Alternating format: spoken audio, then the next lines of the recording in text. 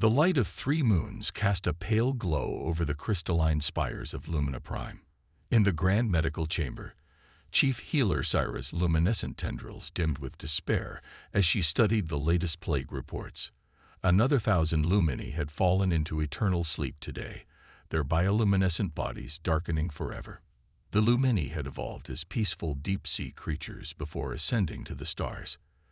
Their translucent bodies housed complex, photosynthetic organs that turned starlight into energy.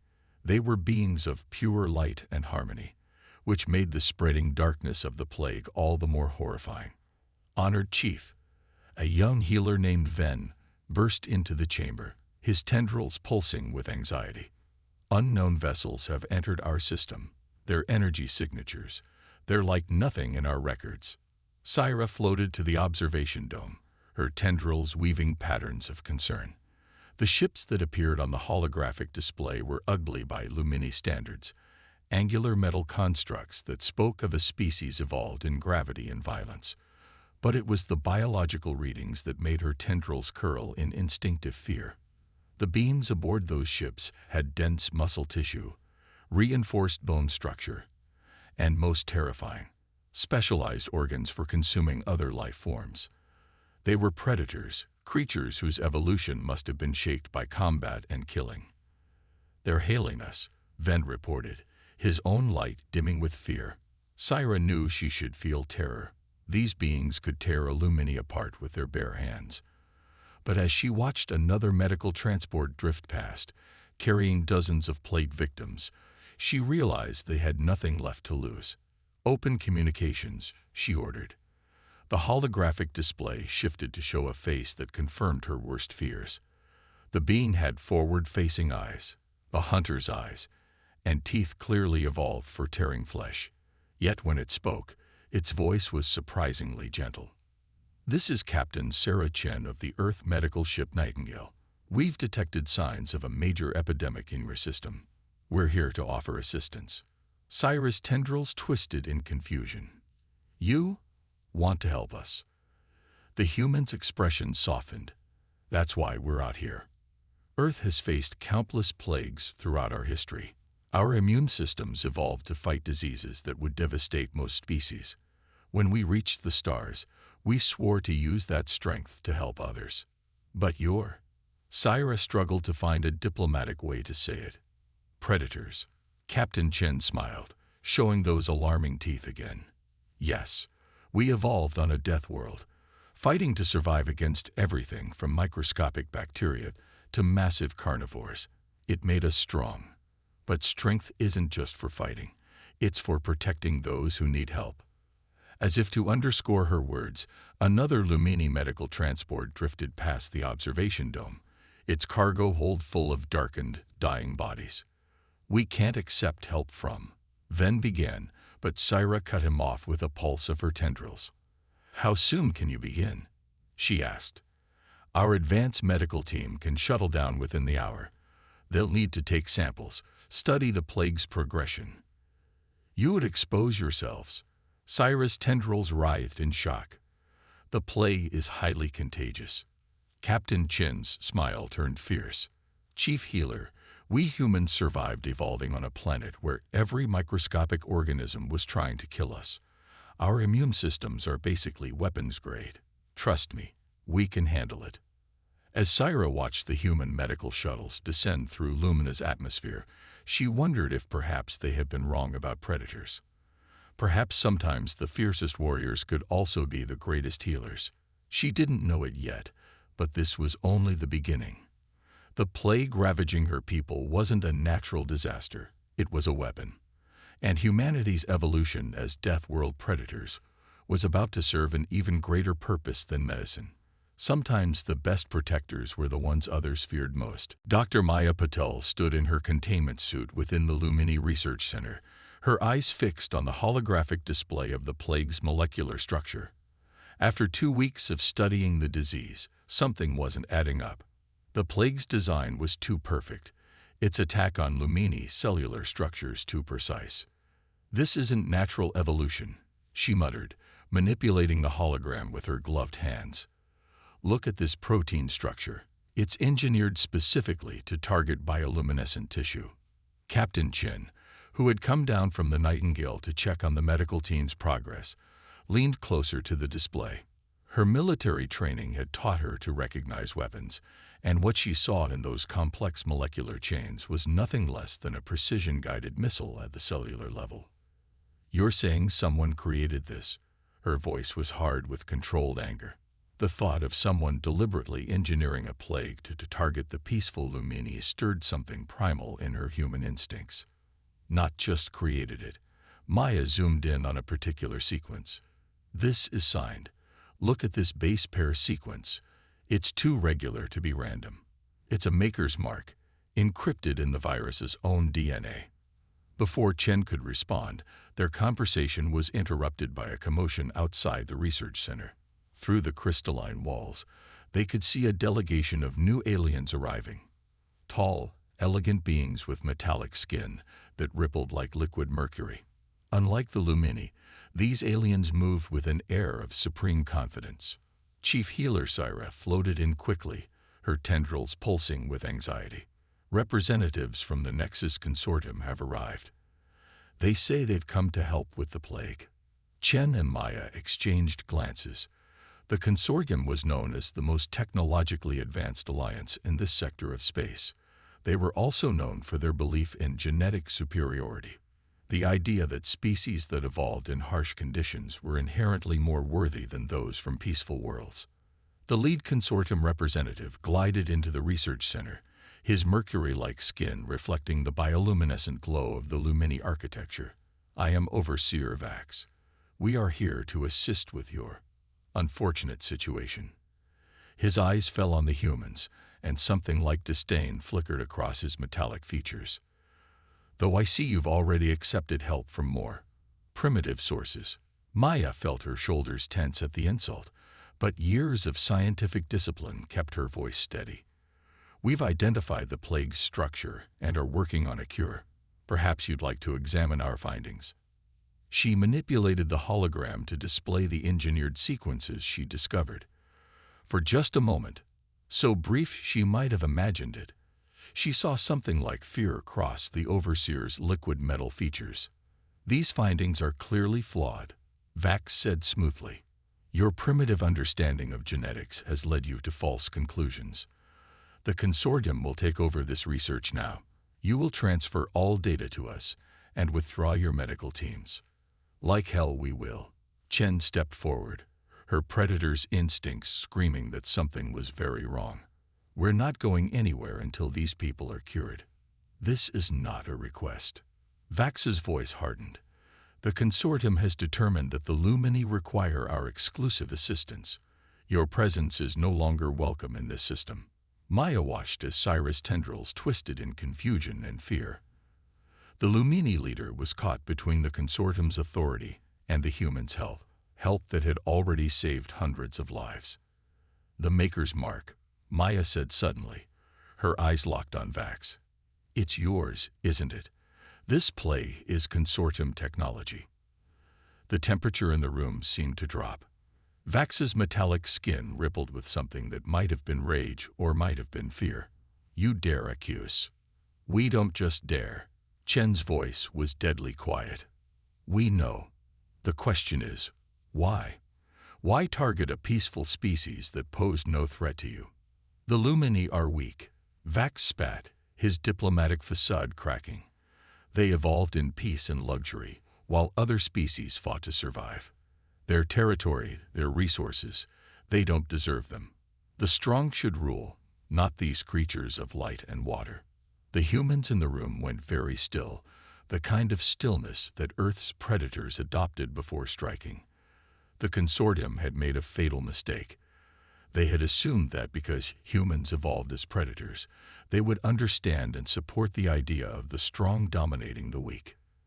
They didn't understand that humans had evolved beyond mere predatory instincts. Yes, they were hunters, but they were also protectors. Their strength wasn't just for taking. It was for defending those who couldn't defend themselves. "Get out." Chen's voice was barely more than a whisper, but it carried the weight of every predator Earth had ever produced. "Get out now, And tell your consortium masters that the Lumini are under human protection. If you want to test how primitive we really are, stick around. Otherwise, leave. Now. For a moment, it seemed Vax would argue. Then perhaps some ancient survival instinct, some deep recognition of a superior predator, made him step back. This isn't over, he said, trying to salvage some dignity. The consortium will not forget this interference. Good. Chen smiled, showing teeth. Because neither will we. As the consortium delegation departed, Cyrus' tendrils pulsed with a mixture of fear and hope. They will return with ships, she said quietly. The consortium never surrenders what they consider theirs. Let them come. Maya turned back to her work. Her determination doubled. We'll have a cure for their plague ready when they do. And then they'll learn why picking on the peaceful was the worst mistake they could have made. The humans returned to their work with renewed purpose. The consortium had fought to use disease as a weapon against the weak. They were about to learn that humanity's greatest strength wasn't their ability to fight diseases. It was their unwavering drive to protect those who needed them, no matter the cost. The Nightingale's medical bay hummed with activity as Dr. Maya Patel raced against time. It had been 3 days since the consortium's threat, and long-range sensors showed their warships gathering at the edge of the system. But Maya barely noticed the military preparations around her. She was fighting her own battle at the molecular level. The virus adapts too quickly, she explained to Captain Chen, who stood watching the simulation screens. Every time we think we have a cure, it morphs into something new. It's like it was designed to be one step ahead of conventional treatment. Then we need to be unconventional, Chen replied, her eyes fixed on the moving molecular models. In the week since they'd discovered the consortium's treachery, 3 more Lumini colony worlds had reported outbreaks. What about using our own immune responses? Maya's fingers flew across the holographic controls. That's what's fascinating. Human immune cells actually can fight this virus. Our evolutionary history of surviving countless diseases gave us something the consortium didn't expect: adaptability. Our immune systems don't just fight diseases, they learn from them. The captain leaned closer to the display. Can we use that somehow? Transfer our immunity to the Lumini? Before Maya could answer, the ship's alert system blared. Captain to the bridge, the AI announced. Consortium vessels entering weapons range. Chen straightened, her predator's instincts shifting from scientific curiosity to combat readiness. Keep working on the cure. I'll make sure you have time. On the bridge, the tactical display showed 5 consortium warships approaching Lumina Prime. They were beautiful in a deadly way, their hulls flowing like liquid metal, their weapons hidden beneath elegant curves.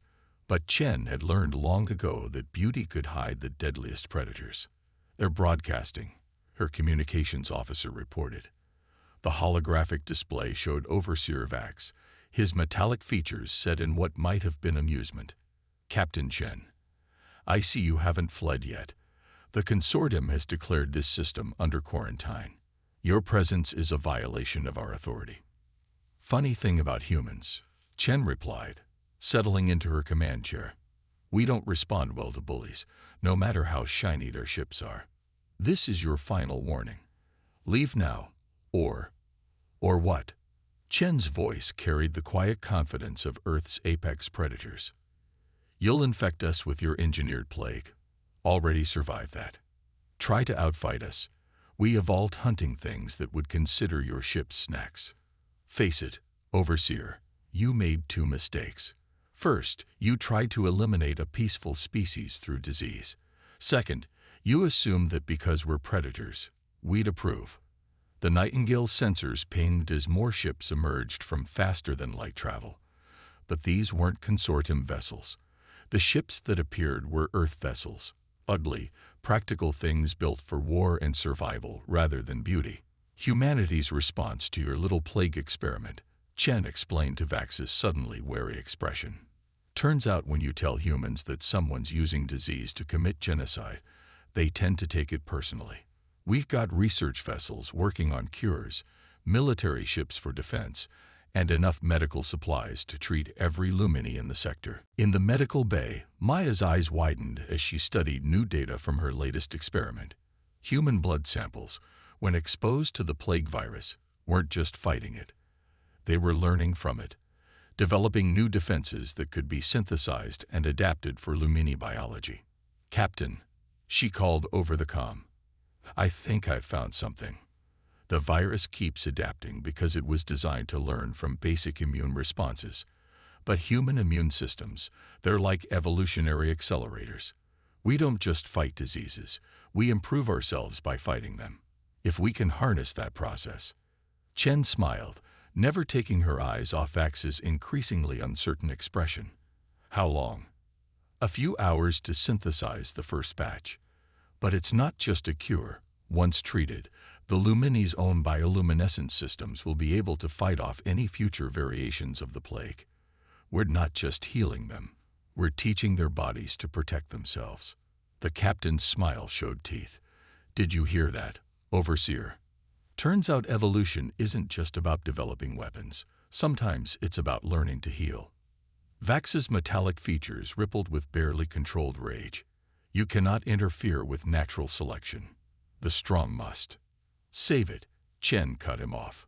"Your ships are outnumbered, your bioweapon is about to be neutralized, and your entire conspiracy is being broadcast to every species in the sector. So here's what's going to happen.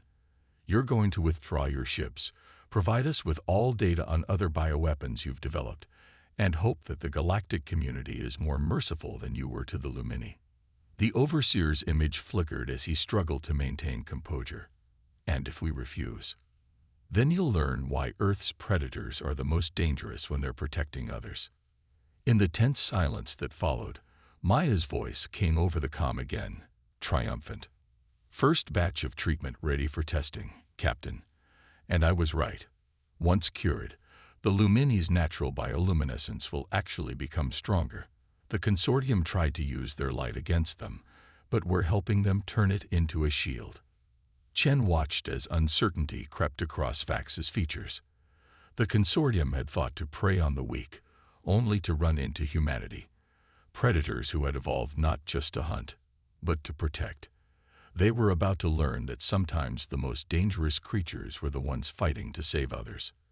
The consortium's bioweapon facility hung in orbit around a dead world, its metallic surface reflecting the dim light of a dying star. Captain Chen studied the tactical display aboard the Nightingale, her expression grim. The intelligence provided by sympathetic species had been correct. This wasn't just a research station, it was a factory of extinction. "Security analysis complete," her tactical officer reported. 3 layers of defensive screens, automated weapon systems, and at least 24 patrol ships. They really don't want anyone getting close. "Good thing we're not planning to get close," Chen replied, her predator's smile reflecting in the holographic display. "Status of the package." Dr. Maya Patel's voice came over the comm from the science lab. "Ready, Captain. The modified cure carries the same adaptive properties we used to help the Lumini, but I've engineered it to target the consortium's bioweapon storage systems. Once released, it will neutralize their entire stockpile." The past week had been a revelation in both horror and hope. As more species came forward, the true scope of the consortium's genetic superiority program became clear. The Lumini hadn't been their first targets, just the latest in a long line of peaceful species marked for extinction. But humanity's intervention had changed the equation. The cure developed from human immune responses hadn't just saved the Lumini. It had given hope to dozens of species facing similar threats. Now, it was time to end the consortium's biological warfare program once and for all.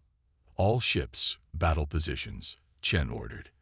The human fleet moved with practiced precision, each vessel taking its assigned place in the assault formation. They weren't beautiful ships by consortium standards. They were blocky, over-engineered, and built to survive whatever the universe threw at them. Just like their crews. "Consortium facility, this is Captain Chen of the Earth vessel Nightingale. You are hereby charged with crimes against sentient life. Power down your weapons and prepare for boarding. The response was immediate, a barrage of energy weapons fire that lit up space like artificial lightning. But the human ships had evolved just like their crews, learning from every encounter, adapting to survive. Shields holding, the tactical officer reported calmly. Their weapons are based on the same principles as their bioweapons, elegant but predictable. Our adaptive screens are compensating. Chen nodded. The consortium had built their empire on the assumption that species that evolved in peace were inherently inferior. They'd never understood that humanity's greatest evolutionary advantage wasn't their strength or their immune systems. It was their ability to learn, adapt, and work together. Launch the package, she ordered. From the Nightingale's launch tubes, dozens of small objects emerged, each one carrying a payload of modified cure. The consortium's defense systems targeted them immediately, but like the virus they carried, these delivery systems were designed to adapt and survive. In the science lab, Maya watched the tactical display with fierce concentration. The cure they'd developed had been just the beginning. Looking at the consortium's bioweapons had taught her something profound about evolution. It wasn't just about survival of the fittest. It was about adaptation, cooperation, and protection. Package penetration successful, the tactical officer announced. Internal sensors showed dispersal beginning in their storage facilities. On the main screen, alerts began flashing across the consortium facility's surface as the modified cure began its work. It wasn't destroying their bioweapons. It was transforming them, using the same principles that had saved the Lumini to render the weapons harmless. Consortium vessels approaching, Tactical reported. A lot of them. Chen's smile showed teeth. Right on schedule. All ships, defensive formation Delta. Let's show them why you don't corner predators who protect their own. The battle that followed would be remembered for generations. The consortium ships were faster, more elegant, their weapons more sophisticated. But the human vessels fought with the coordinated precision of pack hunters, protecting each other, adapting their tactics, turning the enemy's strength against them. In the facility, alarms blared as the modified cure spread through their systems. Decades of carefully engineered bioweapons were being neutralized, transformed by the same evolutionary principles they had tried to exploit. The consortium had fought to use nature as a weapon. Now nature, guided by human ingenuity, was turning against them. Captain, Maya's voice carried a note of triumph. The cure has reached their central database. It's not just neutralizing their weapons, it's rewriting their research data. They won't be able to recreate these weapons without starting from scratch. Chen watched as more consortium ships arrived, their liquid metal hulls gleaming with deadly purpose. But she felt no fear. Her species had evolved facing threats that would make these ships look like toys. More importantly, they had evolved to protect others, to stand against predators who preyed on the weak. All ships, she commanded, execute Battle Plan Epsilon. Let's teach them why Earth's predators are at their most dangerous when they're fighting for others. The human fleet moved as one, their ungainly ships dancing through space with surprising grace. They weren't fighting for territory or resources or genetic superiority. They were fighting to protect, to defend, to ensure that peaceful species could remain peaceful. And that made them more dangerous than any engineered weapon the consortium could devise. 3 months after the battle at the consortium facility, the crystal spires of Lumina Prime glowed with renewed vigor. The plague was gone, and in its place, something remarkable had emerged. The Lumini's natural bioluminescence had evolved, strengthened by the human-engineered cure, turning their cities into breathtaking displays of living light. Captain Sarah Chen stood in the grand chamber of light, her predator's eyes adjusted to the brilliant display around her. Next to her, Dr. Maya Patel was deep in conversation with Chief Healer Syra, their unlikely friendship a symbol of how much had changed. The modifications to your cellular structure are remarkable, Maya was saying, her hands moving through a holographic display of Lumini biology. Your bodies didn't just adapt to fight the plague. They've evolved to prevent any similar attacks. You're stronger now than you've ever been. Cyrus' tendrils pulsed with a combination of joy and contemplation. "Strength," she said softly. "We always thought it meant something different. The consortium taught us that strength meant domination, that evolution favored the cruel and violent." "That's because they never understood what evolution really means," Maya replied. "It's not just about developing weapons or defenses. It's about finding better ways to survive, to thrive, to protect what matters." The chamber's doors opened, admitting a delegation that would have been unthinkable just months ago. Former Overseer Vax, now representing the reformed consortium worlds, entered alongside representatives from a dozen species that had once been targeted for extinction. His liquid metal form seemed somehow less imposing now, more humble. "The last of the bioweapon facilities has been converted," he announced, his voice carrying a note of wonder. "The same principles that saved the Lumini have transformed our weapons of death into tools of healing.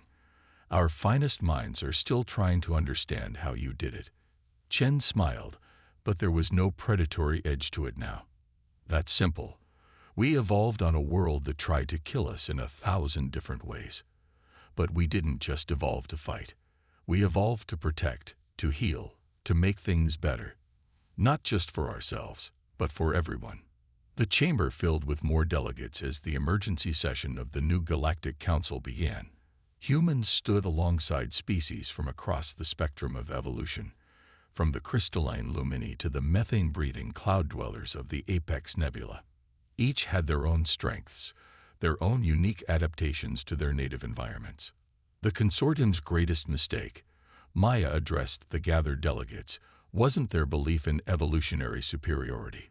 It was their failure to understand that true evolutionary success comes from cooperation, from combining different strengths, from protecting and supporting each other. Syra floated forward, her tendrils creating patterns of light that reflected off the chamber's crystal walls. "When the humans first came to us, we feared them. We saw their predators' eyes, their powerful bodies, and thought they must be like the consortium, believing that strength gives the right to dominate." Her light patterns shifted, creating a display of Earth's evolutionary history. From the first cells that learned to work together, to the pack hunters that learned to protect their own, to the humans who reached for the stars not to conquer, but to explore and help. "We were wrong," she continued. "The humans showed us that evolution's greatest achievement isn't in creating better weapons or stronger defenses. It's in creating beings capable of using their strength to protect others. They took the very things that made them dangerous, their adaptive immune systems, their predators' instincts, their drive to survive, and turned them into tools for healing and protection." Vax stepped forward, his metallic form reflecting the Lumini's light. The consortium believed that peaceful species were inherently weak, that they didn't deserve to survive. The humans proved that true strength lies not in the ability to destroy, but in the choice to protect. Captain Chen watched as the delegates began discussing the framework for their new alliance. An alliance not built on genetic superiority or evolutionary competition, but on the principle that different paths of evolution created different strengths, and that those strengths were most powerful when used to support each other. Maya joined her at the observation window, where Earth's distant sun was just visible among the stars. "You know what I find most interesting?" the doctor mused. "The consortium thought they were the pinnacle of evolution because they'd engineered themselves to be perfect. But they never understood that true evolutionary success isn't about being perfect. It's about being able to adapt, to change, to become better." Chen nodded, thinking of how far they'd all come. The Lumini had overcome their fear of predator species. The consortium had learned that strength could be used for more than dominance, and humanity had shown that the same evolutionary traits that made them dangerous could make them the fiercest protectors. "We're all still evolving," she said quietly. "Not just biologically, but in how we think, how we interact, how we use our strengths." Maybe that's the real lesson here. Evolution isn't just about survival of the fittest. It's about finding better ways to help each other survive. As if in response to her words, the Lumini's light grew brighter, their evolved bioluminescence creating a display of hope and unity. In the end, humanity's greatest contribution to galactic society wasn't their strength or their science. It was showing that the most powerful form of evolution wasn't in becoming better at fighting or killing. It was in becoming better at protecting, healing, and bringing out the best in each other.